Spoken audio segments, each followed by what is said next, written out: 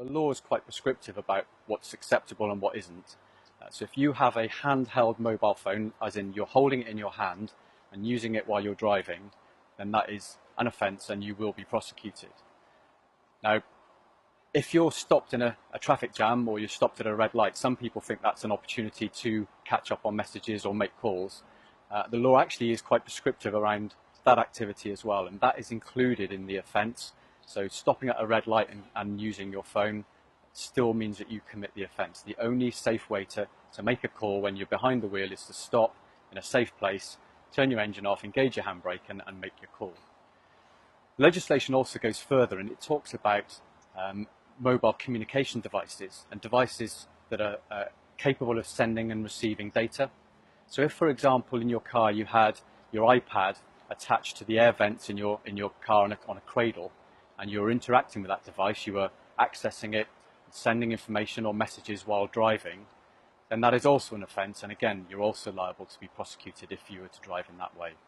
So the safest advice I can give people, and it's not the law, but it's the safest advice I can give people, and it's the advice I'll give to my 17-year-old son when he starts driving in the next few weeks, is when you get into the car, turn off your mobile phone, lock it in the glove box, lock it in the boot, or turn on airplane mode, and that way you can absolutely guarantee you're not going to be distracted and all of your attention will be on driving, keeping you safe and keeping other road users safe. The law doesn't prohibit the use of a mobile phone in a cradle. So mobile phone in a cradle or a hands-free car device or Bluetooth device are permitted by law.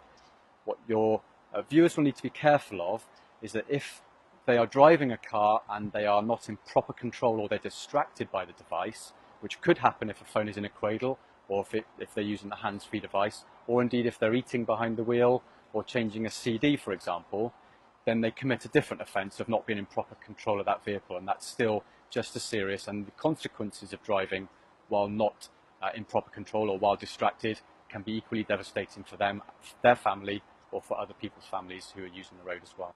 There's definitely a propensity for people to want to use their mobile phone when they're driving, and we see people using their phones when they're driving while we're out on patrol. Anybody that's seen by a police officer using their mobile phone while they're driving is going to be stopped and will be prosecuted. There's no doubt about that. Some of the examples where I've seen people driving using their phones, I drive an X5 marked police vehicle, and you can imagine it's very visible. Well, actually, people have not seen this vehicle as I pull up next to them while they're still on their phone. So that shows you the level of distraction that people suffer while they are using the phone while driving. And of course, those people are prosecuted, end up with points on their licence and having to pay a fine.